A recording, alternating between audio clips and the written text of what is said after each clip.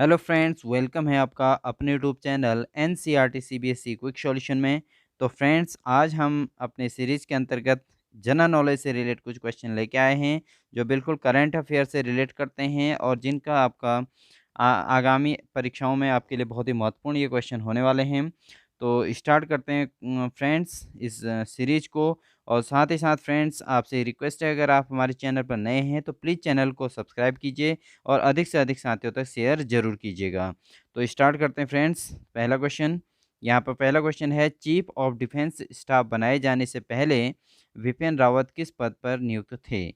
तो फ्रेंड्स, आपको पता ही है कि जनरल विपिन रावत जो हैं इस बार अभी चीफ ऑफ डिफेंस स्टाफ हैं, ठीक है? तो ये इस पद से पूर्व किस पद पर कार्यरत थे, यानी कि किस पद पर थे? तो फ्रेंड्स, इसका जो आंसर है वो है वर्ष 2016 में आर्मी चीफ से पहले बिपिन रावत 27वें थल सेना अध्यक्ष थे। तो फ्रेंड्स, यहाँ पर आपको ऑप्शन नंबर सी आपका राइट हो जाएगा, वो थल सेना अध्यक्ष थे।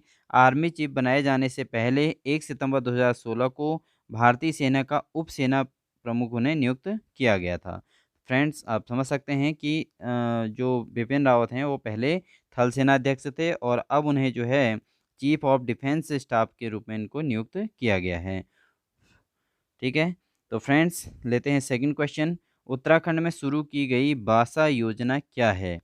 तो बासा योजना फ्रेंड्स, ये जो है गाँव में जो रहने वाले जो स्थानीय लोग हैं उनको गाँव में रहने के लिए मोटिवेट करने के लिए और स्थानीय उत्पादों को बढ़ावा देने के लिए जो है स्टे होम या होम स्टे करके होम स्टे योजना चलाई गई है, जिसको बासा योजना के नाम से भी जाना जाता है। तो इसका जो संचालन कर रहे हैं फ्रेंड्स, इसका संचालन जो है उन्नति संस्था स्वयं सहायता समूहों को इसकी ज़िम्मेदारी दी गई है, जो कि 15 महिलाओं को यह समूह बासा में संचालित करने के साथ ही आसपास के गाँवों को आर्थिक गतिविधियों में जो है इसमें आपस में जोड़ेगा, ठीक है? तो ये बासा योजना मतलब बासा एक गाँव का नाम है, जिसके समीप जो है समीप के गाँव को जोड़कर गाँव में होम स्टे योजना चलाई गई है, जिससे लोग जो हैं स्थानीय लोग वहीं निवास करें और वहीं से अपना उत्पादन कार्य करें और उसी से आप अपनी आजीविका चला सकें। तो ये बहुत महत्वपूर्ण बात है उत्तराखंड के लिए। नेक्स्ट प्रश्न है फ्रेंड्स, राष्ट्रीय मूल्यांकन एवं प्रत्यायन परिषद नैक ने राज्य में सबसे बड़े पीजी कॉलेज डीएवी देहरादून को 2004 में बी प्लस ग्रेड दिया था। 2020 में 2020 के मूल्यांकन में इस कॉलेज को कौन से ग्रेड मिला है? तो फ्रेंड्स, यहाँ पर आपको पता है इस प्रश्न में ही कुछ क्वेश्चन छिपा हुआ है। जो यहाँ पर यह है कि डीएवी देहरादून जो है 2004 में इसको जो है बी प्लस ग्रेड मिला था, राष्ट्रीय मूल्यांकन एवं प्रत्यायन परिषद यानी कि नैक के द्वारा। ठीक है? कभी-कभी नैक की फुल फॉर्म भी पूछी जाती है, तो नैक की फुल फॉर्म है राष्ट्रीय मूल्यांकन एवं प्रत्यायन परिषद, ठीक है फ्रेंड? तो ये जो है इसने 2004 में डीएवी कॉलेज देहरादून को बी ग्रेड दिया है, बी प्लस। अब 2020 में मूल्यांकन में इस कॉलेज में कौन-सा ग्रेड मिला हुआ है? तो फ्रेंड्स, इसका उत्तर है आपका यहाँ पर जो है इसे जो है फिर से 2020 में भी बी ग्रेड ही दिया गया है। तो 2020 में भी पुनः इसको बी ग्रेड मिला हुआ है और यह जो है इस बी ग्रेड के साथ ही साथ इस डीएवी कॉलेज को 2 करोड़ की ग्रांट भी प्राप्त हुई है। ठीक है फ्रेंड? तो ये इसमें प्लस पॉइंट है। तो फिर से पुनः बी ग्रेड मिला हुआ है पूरे राष्ट्रीय मूल्यांकन नेशनल लेवल पे। ठीक है फ्रेंड? बहुत अच्छी बात है। क्वेश्चन नंबर 4 है, उत्तराखंड सरकार ने एसिड हमले से पीड़ितों को प्रति माह पेंशन देने की घोषणा की है। यह राशि कितनी होगी? तो ये क्वेश्चन बहुत महत्वपूर्ण है फ्रेंड्स। तो इसका जो आंसर है फ्रेंड्स, वो ये है कि इसमें जो है ये बात कही गई थी कि जो एसिड एसिड अटैक से जो पीड़ित जो महिलाएँ हैं, उनको जो है 7,000 से 10,000 तक की राशि मुहैया कराई जाए। उनको आर्थिक सहायता के रूप में 7,000 से 10,000 तक की पेंशन उनको मुहैया कराई जाए। तो इसके लिए जो है महिला करण एवं बाल विकास मंत्री जो रेखा आर्या हैं, के मुताबिक वर्तमान में जो जो स्थितियाँ हैं, तेज़ाब पीड़ितों की पेंशन की व्यवस्था अभी तक नहीं है, तो उसको जो है उन महिलाओं के सशक्तिकरण के लिए विभाग ने हर महीने 7,000 से 10,000 रुपए तक का पेंशन का प्रस्ताव दिया है। तो ये यहाँ पर फ्रेंड्स अब 7,000 से 10,000 कहा गया, लेकिन यहाँ पर आपके पास ऑप्शन ठीक 10,000 है, तो यही इसका आंसर होगा। ठीक है फ्रेंड। नेक्स्ट क्वेश्चन आते हैं क्वेश्चन नंबर 5। क्वेश्चन नंबर 5 कहता है फ्रेंड, केंद्र सरकार ने दून घाटी उद्योग नोटिफिकेशन 1989 में बदलाव किया है। यह नोटिफिकेशन किससे संबंधित है? तो जो ये दून घाटी उद्योग नोटिफिकेशन है 1989 में, इसमें बदलाव किया गया है। यह किससे संबंधित था? यह जो है पहले संबंधित था प्रदूषण फैलाने वाले उद्योगों पर नियंत्रण से। ठीक है फ्रेंड। तो यहाँ पर इसका आंसर है प्रदूषण फैलाने वाले उद्योगों पर नियंत्रण से। जो है ये दून घाटी उद्योग नोटिफिकेशन 1989 जो है इससे संबंधित है। लेकिन अब जो है जो इसमें जो जो संशोधन किया गया है, इसमें जो बदलाव किया गया है, इसमें क्या कहा गया कि जो वाइट श्रेणी के उद्योग हैं उनको जो है ज़्यादा अनुमति मिल मिल रही है, और जिसके लिए हमें जो है प्रदूषण बोर्ड से भी अनुमति लेने की ज़रूरत नहीं पड़ती है। तो इससे इसका लिए क्या है कि उद्योगों के लिए भूमि अधिग्रहण और उद्योगों के का विकास करना इसका मुख्य उद्देश्य हो गया है अब। तो प्रदूषण जो इसका मेन उद्देश्य था वैसे पहले, ये संबंधित जो है वो प्रदूषण फैलाने वाले उद्योगों पर नियंत्रण से संबंधित है। इस प्रश्न के अनुसार इसका आंसर ये हो जाएगा कि प्रदूषण फैलाने वाले उद्योगों पर नियंत्रण से यह संबंधित है। ठीक है फ्रेंड। नेक्स्ट आते हैं, भारतीय जनता पार्टी के वर्तमान प्रदेश अध्यक्ष बंशीधर भगत राजनीति के अतिरिक्त किस क्षेत्र में जाने जाते हैं? तो बंशीधर भगत जो हैं कृषि के क्षेत्र से जाने जाते हैं फ्रेंड्स। तो इनकी थोड़ा डिटेल समझें तो जो बंशीधर भगत हैं, देश के पूर्व प्रधानमंत्री अटल बिहारी वाजपेयी से प्रेरित होकर ये राजनीति में आए थे। और बंशीधर भगत जो है 1975 में जनसंघ पार्टी से जुड़े थे, और उन्होंने सबसे पहले किसान संघर्ष समिति का मोर्चा सँभाला था। ठीक है? तो इन्होंने किसान संघर्ष समिति में सबसे पहले अपना योगदान दिया था, और उसमें जो है उसी आंदोलन में ये इन्होंने जो है संघर्ष किया, और उसी से इन्होंने राजनीति सीखी थी। राम जन्मभूमि आंदोलन के दौरान बंशीधर भगत करीब 23 दिन अल्मोड़ा जेल में भी रहे हैं। तो इन्होंने जो है राम जन्मभूमि आंदोलन में भी अपना सक्रिय योगदान दिया है, और कृषि के क्षेत्र में किसानों का साथ दिया है। तो इसके राजनीति के अलावा ये एडिशनल अन्य चीज़ों में भी बहुत सक्रिय व्यक्ति हैं जो है बंशीधर भगत जो हैं। तो फ्रेंड्स ये है इनका योगदान। नेक्स्ट प्रश्न है क्वेश्चन नंबर 7। उत्तराखंड सरकार ने एक नोटिफिकेशन के माध्यम से राज्य में कृषि भूमि लीज पर देने की पाबंदी हटा दी है। अब राज्य में कितने वर्ष के लिए कृषि भूमि लीज में दी जा सकती है? तो फ्रेंड्स यहाँ पर जो है आप समझ सकते हैं कि यहाँ पर जो लीज पर दी जाने वाली जो शर्तें थी, कृषि भूमि को लीज पर देने की जो शर्त थी, उस पर पाबंदी तो हटा दी गई है। जिससे क्या हुआ फ्रेंड्स, इससे क्या होगा, इससे अब जो है अधिकतम 30 वर्ष के लिए, यानी कि 30 वर्ष के तक के लिए इसमें लीज़ पर जो है भूमि को दिया जा सकता है। तो इसमें पहले क्या था फ्रेंड्स, इसमें जो है ज़्यादा ज़मीन पर सीलिंग थी, ठीक है? अगर ज़्यादा ज़मीन है तो उसमें सीलिंग थी। लेकिन त्रिवेंद्र सिंह सरकार ने क्या किया कर दिया कि अधिनियम की धारा 154 43 के क में, ठीक है? बदलाव कर उपधारा 2 जोड़कर न केवल 12.5 एकड़ की बाध्यता को समाप्त किया, बल्कि किसान होने की अनिवार्यता को भी खत्म कर दिया है। और इसी कानून की धारा 156 में संशोधन करके 30 साल के लिए लीज़ पर ज़मीन देने का प्रावधान भी कर दिया है। ठीक है? तो अब यहाँ पर पहले कितना था फ्रेंड, 12.5 एकड़ की जो बाध्यता थी कि ज़मीन लीज़ पर तभी दी दी जा सकती है जब जब 12.5 एकड़ की ज़मीन खुद के पास हो। ठीक है? तो ऐसी कंडीशन थी, लेकिन अब ये अनिवार्यता ख़त्म कर दी, और साथ ही साथ ये भी ख़त्म कर दिया है कि उसका किसान होना कोई ज़रूरी नहीं है। और इसके जो है ये धारा 156 में संशोधित करके 30 साल के लिए लीज़ पर ज़मीन देने का प्रावधान भी कर दिया है। तो अब उत्तराखंड में लीज़ पर ज़मीन देने की जो समय सीमा है वो कितने वर्ष है फ्रेंड्स? 30 वर्ष है। ठीक है फ्रेंड? नेक्स्ट क्वेश्चन पे आते हैं। क्वेश्चन नंबर 8 है फ्रेंड, देहरादून देश भर का ऐसा दूसरा शहर है जिसे केंद्र सरकार ने ग्रीन सिटी के रूप में विकसित करने की मंजूरी दी है।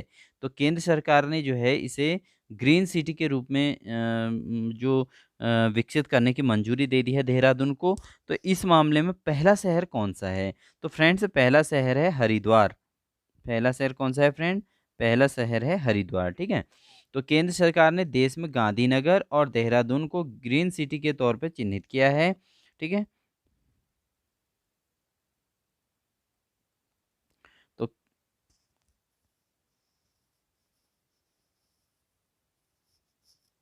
ठीक है, तो देश में जो है पहला जो शहर है फ्रेंड्स, तो ये है गांधीनगर। पहला शहर कौन-सा है? वो है गांधीनगर, ठीक है? गांधीनगर पहला शहर है जिसको ग्रीन सिटी के रूप में विकसित किया जा रहा है और दूसरा शहर है देहरादून, ठीक है? केंद्र की मदद से शहर में जो है रिन्यूएबल ऊर्जा को प्रोत्साहित करने पर प्रोजेक्ट तैयार किया जाएगा। यह खुलासा मुख्यमंत्री त्रिवेंद्र सिंह रावत ने किया था और मुख्यमंत्री आवास पर ऊर्जा सोलर रूप में टॉप योजना की शुभारंभ वो कर रहे थे, तो उस दौरान इन्होंने कहा बताया कि देहरादून को भी जो है ग्रीन सिटी के तौर पे विकसित किया जाएगा, ठीक है? नेक्स्ट प्रश्न आता है फ्रेंड्स, क्वेश्चन नंबर 9 है, उत्तराखंड कैडर के आईएएस अधिकारी मंगलेश घिल्डियाल, ठीक है? मंगलेश घिल्डियाल हैं, उन्होंने जो है उनको रुद्रप्रयाग के जिलाधिकारी रहते हुए किस क्षेत्र में राष्ट्रीय पुरस्कार से सम्मानित किया गया था? तो फ्रेंड्स यहाँ पर जो घिल्डियाल हैं एक बहुत मतलब बहुत अच्छे जो है एक आईएएस अधिकारी हैं, जो अपने कर्तव्यों का निर्वहन बहुत अच्छे से करते हैं, तो उनको जो है सम्मानित किया गया था राष्ट्रीय पुरस्कार से। तो वह पुरस्कार जो था फ्रेंड्स वो था ई-गवर्नेंस पुरस्कार, ई-गवर्नेंस पुरस्कार था, ठीक है ना? ई-गवर्नेंस पुरस्कार से उनको सम्मानित किया गया है और साथ ही साथ अब इन्हें जो है यह पुरस्कार इनको जो है अपने सराहनीय कार्यों के लिए राष्ट्रीय स्तर पर प्रथम पुरस्कार देकर सम्मानित किया गया था और इसी साल फरवरी में उन्हें बेहतरीन ई-गवर्नेंस के लिए नेशनल ई-गवर्नेंस अवार्ड से भी सम्मानित किया गया था फ्रेंड्स, ठीक है? तो बहुत गर्व की बात है ये।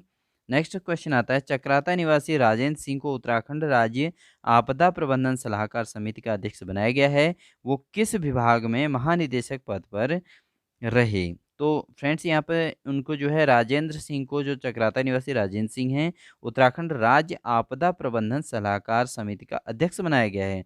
लेकिन इससे पहले वो किस विभाग में महानिदेशक पद पर थे? तो वो जो है पहले फ्रेंड्स वो थे कोस्ट गार्ड पे। पहले किस में थे? कोस्ट गार्ड में थे वो, ठीक है? तो उन्हें जो है अब उनको आपदा प्रबंधन का जो है सलाहकार बना दिया गया है। इससे पहले वो जो है कोस्ट गार्ड यानी कि तट रक्षक बल में सर्वोच्च पद से रिटायर हुए हैं, ठीक है? कोस्ट गार्ड का पद सर्वोच्च होता है, तो तट रक्षक बल, ठीक है? कोस्ट गार्ड में। तो उसमें सर्वोच्च पद पर थे पहले वो, ठीक है? महानिदेशक का पद होता है सर्वोच्च पद, तो उस जो है तट रक्षक बल यानी कि कोस्ट गार्ड में वो महानिदेशक पोस्ट पर थे, महानिदेशक के पद पर थे, ठीक है फ्रेंड? नेक्स्ट क्वेश्चन आता है, वर्ष 2020 में पद्मश्री पुरस्कार से सम्मानित कल्याण सिंह रावत ने अपना सम्मान किसे समर्पित किया था? तो फ्रेंड्स कल्याण सिंह रावत के बारे में आप जानते ही हैं कि उन्होंने जो है यहाँ पर एक योजना चलाई थी। एक एक जो है एक पर्यावरण से रिलेटेड एक अपनी योजना चलाई थी, जिसके अंतर्गत उन्होंने ये कहा था कि अगर कोई भी जो है लड़की अगर विवाहित होती है यानी कि उसकी शादी होती है, तो वो अपने अपने मायके में एक पेड़ लगाकर जाएगी, ठीक है? तो कल्याण सिंह रावत ने मूल रूप से उत्तराखंड के चमोली जनपद के कर्णप्रयाग ब्लॉक के निवासी हैं ये, ठीक है? और इन्होंने जो है जो योजना चलाई थी वो जो है मैती आंदोलन की शुरुआत जो इन्होंने की थी, चमोली ज़िले के ग्वालदम कस्बे में वर्ष 1995 में की थी। उस दौरान वह वहाँ जीव विज्ञान के शिक्षक थे। कल्याण सिंह रावत शुरुआत से पर्यावरण के प्रति चिंतित रहते थे। तो उनके मन में विवाह समारोह के दौरान पौधे रोपने के अभियान को शुरू करने का विचार आया। ठीक है फ्रेंड? तो इन्होंने जो अपना मेन है अपना यहाँ पर उन्होंने कि जो है अपना जो सम्मान है, पद्मश्री पुरस्कार है, वो किसे भेंट किया था, ठीक? किनको समर्पित किया था? उनकी क्या था, बेटियों को। क्योंकि फ्रेंड्स वो ये कहते थे कि अगर बेटियाँ विवाहित होंगी तो उससे पहले वो अपने मायके में एक पेड़ अवश्य लगा के जाएँगी। तो बेटियों ने उनमें उनके उस योजना को सपोर्ट किया और सभी ने सहयोग करके उस योजना को आगे बढ़ाया, इसलिए उन्होंने अपना जिस पुरस्कार उन्होंने प्राप्त किया पद्मश्री पुरस्कार, उस पुरस्कार को भी उन्होंने जो है बेटियों को समर्पित कर दिया कि यह पुरस्कार जो है बेटियों के ही नाम समर्पित होना चाहिए, क्योंकि उन्हीं के नाम पर ये योजना है और उन्हीं के द्वारा मैं जो है इस पद्मश्री पुरस्कार के लायक बना हूँ। ठीक है फ्रेंड? तो बहुत अच्छा उनका अपना खुद का अनुभव रहा है।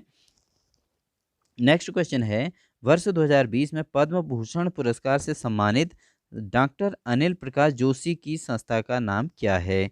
तो देखिए फ्रेंड्स, 2020 में पद्म भूषण सम्मान से इनको सम्मानित किया गया है डॉक्टर अनिल प्रकाश जोशी। ठीक है, तो इनके जो जो संस्था का नाम है वह है हेस्को। हेस्को हेस्को इनकी संस्था का नाम है। तो यहाँ पर इसके इनके बारे में थोड़ा सुनेंगे। हेस्को संस्थापक पद्मश्री डॉक्टर अनिल प्रकाश जोशी ने कहा कि पर्यावरण, परिस्थिति और ग्राम विकास से जुड़े मुद्दों को आगे ले जाने पर उन्हें यह पुरस्कार मिला है। ठीक है? और जो है उनका ये मानना है कि नदियों को बचाने के लिए भी वो इस आंदोलन को राष्ट्रीय स्तर पर ले जाएँगे। और जो है पर्यावरण के क्षेत्र में बहुत अच्छा योगदान उनका जल, ज़मीन और प्राणवायु के बारे में और पॉल्यूशन से बचाव के लिए ये अपना पूरा योगदान हमेशा देते हैं। तो अनिल प्रकाश जोशी जी की जो संस्था है उसका नाम है हेस्को। ठीक है? और 2020 में इनको पद्म भूषण मिल चुका है। ठीक है? और कल्याण सिंह रावत जी को 2020 में पद्मश्री पुरस्कार मिला है और इन्हें पद्म भूषण पुरस्कार मिला हुआ है। ठीक है फ्रेंड्स, क्वेश्चन नंबर 13 पे चलते हैं। फरवरी-मार्च में जनरल ओबीसी कर्मचारियों की हड़ताल से राज्य में सरकारी कामकाज ठप रहा। उस हड़ताल का क्या नाम था? बहुत अच्छा क्वेश्चन है फ्रेंड। तो उस हड़ताल में जो माँग रखी गई थी फ्रेंड्स, उसका था बिना आरक्षण के पदोन्नति बहाल करने की माँग थी, ठीक है? यानी कि पदोन्नति में आरक्षण का विरोध किया गया था। इनका ये कहना था कि जनरल ओबीसी कर्मचारियों के द्वारा यह हड़ताल की गई थी और जिनका मुख्य माँग थी कि पदोन्नति के दौरान जो है कम से कम आरक्षण ना दिया जाए या आरक्षण का जो है यहाँ पर स्थिति नहीं होनी चाहिए। पदोन्नति जो है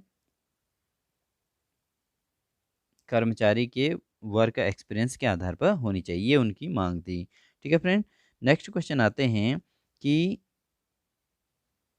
उत्तराखंड में चारों धामों के प्रबंधन के लिए चार धाम देवस्थापन बोर्ड अस्तित्व में आ गया है। यह बोर्ड कितने मंदिरों के प्रबंधन के लिए जिम्मेदार है? तो फ्रेंड्स, इसके बारे में थोड़ा डिटेल आपको बता दूं कि 2017 में उत्तराखंड में भाजपा जब सत्ता आई थी तो और उस समय मुख्यमंत्री त्रिवेंद्र सिंह रावत बने थे, तो उन्होंने चारों धाम यानी कि यमुनोत्री, गंगोत्री, बद्रीनाथ और केदारनाथ समेत राज्य के 53 मंदिरों के संचालन के लिए सरकारी बोर्ड बनाने का फैसला लिया था। और उत्तराखंड सरकार की कैबिनेट ने नवंबर 2019 में चार धाम श्राइन बोर्ड के गठन को मंजूरी दी थी। तो फ्रेंड्स, यहाँ पर इस क्वेश्चन में 53 का ऑप्शन नहीं दिया गया है। वैसे इसका एग्जैक्ट आंसर 53 है, लेकिन अगर नियर अबाउट की बात करें तो 52 राइट आंसर इसका रहेगा। तो यहाँ पर एक बार फिर से क्वेश्चन रिपीट करते हैं कि उत्तराखंड में चारों धामों के प्रबंधन के लिए चार धाम देवस्थापन बोर्ड अस्तित्व में आ गया। यह बोर्ड कितने मंदिरों के प्रबंधन के लिए जिम्मेदार है? तो यह जो है 53 मंदिरों के प्रबंधन के लिए जिम्मेदार है और इस प्रश्न के अनुसार ये 52 is the right answer friends. ठीक है, नेक्स्ट क्वेश्चन आते हैं।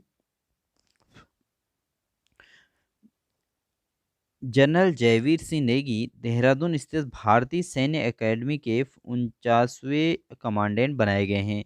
वो उत्तराखंड के किस जनपद के रहने वाले हैं? तो यहाँ पर हम बता दें आपको कि जो जनरल हैं ये जनरल जयवीर सिंह नेगी। ठीक है, जयवीर सिंह नेगी जो हैं वो चमोली ज़िले के रहने वाले हैं फ्रेंड। ठीक है, चमोली ज़िले के पोखरी जनपद के रहने वाले हैं। तो इनका जो निवास स्थान है वो है चमोली ज़िले का पोखरी। चमोली ज़िले के पोखरी नामक स्थान के रहने वाले हैं फ्रेंड। ठीक है, नेक्स्ट क्वेश्चन है, वर्ष 2021 में हरिद्वार में महाकुंभ होगा। इस बार महाकुंभ में कितने शाही स्नान की सहमति बनी है? तो 2021 में जो महाकुंभ हुआ था फ्रेंड्स, उसमें जो है कितने शाही स्नान की सहमति बनी थी? तो उसमें केवल 4 शाही स्नान हुए थे। ये आपने सुना भी होगा, उन दिनों न्यूज़ में बहुत चला था ये कि 4 शाही स्नान हैं इस बार करके। तो 2021 में जो है ये हो चुका है। ठीक है फ्रेंड, ये है आपका ये भी आपके कंपटीशन एग्जाम में आएगा, लोअर पीसीएस में। और इस तरीके से पीसीएस लेवल के जो भी एग्ज़ाम हैं या जो है आपके ग्रुप सी से रिलेटेड जो भी एग्ज़ाम हैं, कोई भी कॉम्पिटिटिव एग्ज़ाम हो उसमें जो है जॉब से रिलेटेड, तो उसमें ये क्वेश्चन, ऐसे क्वेश्चन पूछे जाते हैं। ठीक है फ्रेंड, नेक्स्ट क्वेश्चन आता है क्वेश्चन नंबर 17। केदारनाथ में प्रधानमंत्री नरेंद्र मोदी ने गुफा प्रवास की लोकप्रियता को देखते हुए राज्य सरकार ने मंदिर के आसपास कुछ गुफाएं बनाने का जो फैसला किया है, इस प्रस्तावित गुफाओं की संख्या कितनी है? तो फ्रेंड्स, जो केदारनाथ में जब प्रधानमंत्री नरेंद्र मोदी जब आए थे और उन्होंने उनके उस समय गुफा प्रवास की जो लोकप्रियता है उसको देखते हुए केदारनाथ के आसपास की गुफाओं बनाने का जो फैसला उत्तराखंड सरकार ने लिया था, तो उस उनमें गुफाओं की संख्या कितनी है? तो फ्रेंड्स, इसका आंसर है 3। तो यहाँ पर 3 गुफाएं बनाने का वो जो है, इसमें जो है प्रावधान रखा गया है। प्रस्तावित गुफाओं की संख्या 3 है और इसमें साथ ही साथ एक गुफा को जो है, एक गुफा का क्या कर दिया गया है, केवल सौंदर्यीकरण किया गया है, यानी कि पुरानी गुफा पहले से ही बनी हुई है, उसका सौंदर्यीकरण किया गया और 3 नई गुफाएं बनाने का यहाँ पर टारगेट रखा गया है। ठीक है फ्रेंड, तो इस पर कार्य चल रहा है। ठीक है, क्वेश्चन नंबर नेक्स्ट आते हैं। फ्रेंड्स, अगर आप हमारे चैनल पर नए हैं तो प्लीज़ चैनल को सब्सक्राइब कीजिए और अधिक से अधिक साथियों को शेयर जरूर कीजिए, और साथ ही साथ लाइक का बटन दबाना भी ना भूलें और बेल आइकन दबाकर जो है ऑल पर क्लिक कर लें, जिससे आपके पास इसी प्रकार के जनरल नॉलेज से रिलेटेड, करेंट अफेयर से रिलेटेड आपके पास नोटिफिकेशन पहुंचती रहे और आप अपने प्रिपरेशन के लिए, अपने एग्जाम के लिए अच्छे से प्रिपेयर हो सकें। ठीक है फ्रेंड, नेक्स्ट क्वेश्चन करते हैं, क्वेश्चन नंबर 18। केंद्र सरकार की हरिद्वार में 100 एकड़ भूमि पर मेडिकल डिवाइस पार्क विकसित करने की योजना है। इस पार्क का उद्देश्य क्या है? तो बहुत सरल और बहुत ही इंपॉर्टेंट क्वेश्चन है फ्रेंड। तो हरिद्वार में 100 एकड़ भूमि पर मेडिकल डिवाइस पार्क विकसित करने की योजना है। तो इसका जो उद्देश्य वह है मेडिकल उपकरणों का निर्माण और जो है कम लागत में मेडिकल उपकरण उपलब्ध कराना। ठीक है, सस्ते मेडिकल उपकरण जो है, डिवाइसेस उपलब्ध कराना इसका टारगेट है और यहाँ पर जो है मेन टारगेट है मेडिकल उपकरण बनाना। ठीक है फ्रेंड, बहुत इंपॉर्टेंट क्वेश्चन है। अच्छा, नेक्स्ट क्वेश्चन आते हैं 19 पे। स्वच्छता सर्वेक्षण में 1 लाख से कम आबादी वाले उत्तराखंड के किस नगर को सिटीजन फीडबैक में देश भर में प्रथम स्थान प्राप्त हुआ है? तो फ्रेंड्स, यहाँ पर जो है आपका बहुत इंपॉर्टेंट क्वेश्चन, तो इसका जो आंसर है फ्रेंड, ना तो गैरसैंण इसमें आता है, न नंदप्रयाग आता है, न गौचर आता है। इनमें से कोई नहीं ऑप्शन सही है फ्रेंड्स, कोई भी ऑप्शन सही नहीं है। तो यहाँ पर इसका जो राइट आंसर है फ्रेंड्स, वो है आपका देहरादून। इसका राइट आंसर है वो क्या है, देहरादून। और उसके अलावा रुड़की, ठीक है, देहरादून है, रुड़की है और मुनि की रेती। आपने नाम सुना होगा, मुनि की रेती। ठीक है, मुनि की रेती। तो ये 3 जगह हैं जिनको सिटीजन फीडबैक में देश भर में प्रथम स्थान मिला हुआ है। ठीक है, तो ये हैं, स्वच्छता सर्वेक्षण में मिला है फ्रेंड्स। ठीक है, नेक्स्ट क्वेश्चन, आज का ये अंतिम क्वेश्चन रहेगा फ्रेंड, क्वेश्चन नंबर 20। वर्ष 2020 में उत्तराखंड की 21 महिलाओं को तीलू रौतेली पुरस्कार से सम्मानित किया गया। यह पुरस्कार किस क्षेत्र में दिया जाता है? तो तीलू रौतेली जो पुरस्कार है फ्रेंड्स, वो है उत्कृष्ट कार्य के लिए दिया जाता है। अब यह उत्कृष्ट कार्य किसी भी क्षेत्र में हो सकता है। ठीक है, तो इसमें उत्कृष्ट कार्य क्या क्या हो सकता है, किस क्षेत्र में उत्कृष्ट कार्य के लिए मिलता है? ये मिलता है आपका सामाजिक क्षेत्र में, शिक्षा के क्षेत्र में, साहित्य के क्षेत्र में और वीरता के क्षेत्र में अगर कोई उत्कृष्ट कार्य किया गया हो, खेल के क्षेत्र में कोई उत्कृष्ट कार्य किया गया हो, तो यह तीलू रोते सम्मान जो है दिया जाता है फ्रेंड्स। ठीक है, तो बहुत इंपॉर्टेंट ये क्वेश्चन भी है, जिसमें आपका जो है तीलू रौतेली पुरस्कार को जो है बहुत महत्व दिया जाता है और इस पुरस्कार में जो है जो धनराशि दी जाती है वो 51,000 रुपये की धनराशि दी जाती है फ्रेंड। ओके, तो ये थे हमारे फ्रेंड्स आज के बहुत ही इम्पोर्टेंट जनरल नॉलेज के क्वेश्चन। तो फ्रेंड्स, कैसा लगा आपको ये हमारा वीडियो और कैसा लगा आपको हमारे ये teaching technique, please comment box में ज़रूर लिखिएगा और अपने अधिक से अधिक साथियों तो इसको ज़रूर शेयर कीजिएगा। और साथ ही साथ अगर आप हमारे चैनल पर नए हैं तो प्लीज़ चैनल को सब्सक्राइब कीजिए और बेल आइकन दबाकर क्लिक ऑल पर क्लिक कर लीजिए और जिससे आपके पास कंटिन्यू नोटिफिकेशन पहुंचती रहें और साथ ही साथ अपने साथियों को शेयर ज़रूर कीजिएगा। तो ये है फ्रेंड्स आज की क्लास। आप सभी को आगामी एग्ज़ाम्स के लिए ऑल द बेस्ट।